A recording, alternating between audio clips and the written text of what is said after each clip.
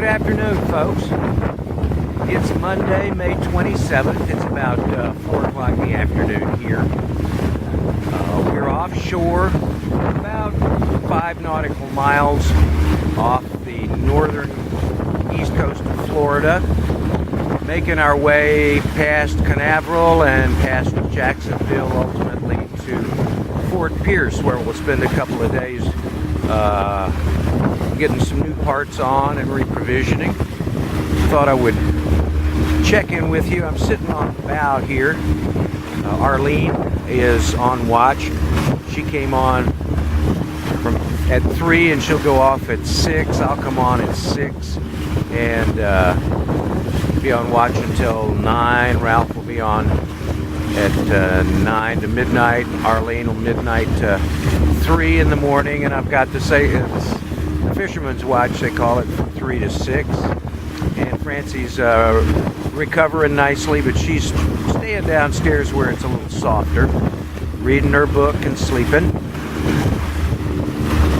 One of the things that we do when we're offshore, we have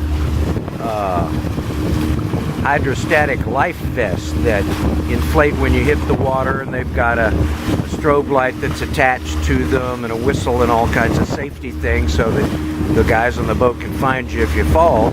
But to prevent you from falling, these things also have a harness and a tether that we tie off to that yellow, what we call a jack line. It's this strong stuff that's tied at the bow, and it goes all the way back to the stern on one side. You can see it tied off back there.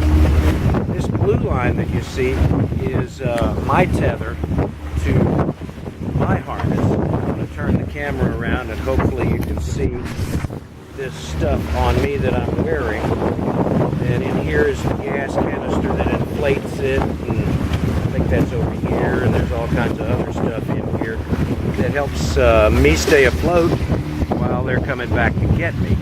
And of course the idea is that you're tethered to the boat so that you don't fall off.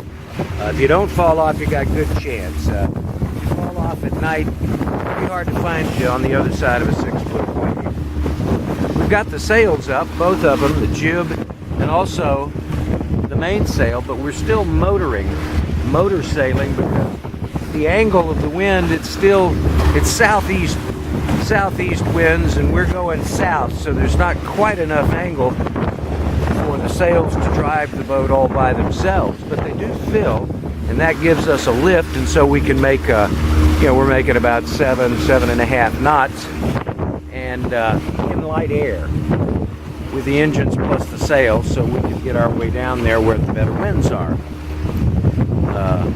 Well, you see over there that piece of board that seems to be coming out of the top of the pontoon over there is the dagger board, and it's up right now.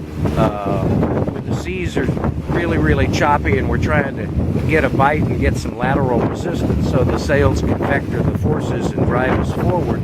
You put that dagger board down, and when the dagger board's down, it kind of rolls down on the pulleys, and at that point, the boat draws 5 feet. With the dagger board up, we're only in the water 30 inches. That's just a little bit more than 2 feet, so we can go in pretty skinny water on this boat.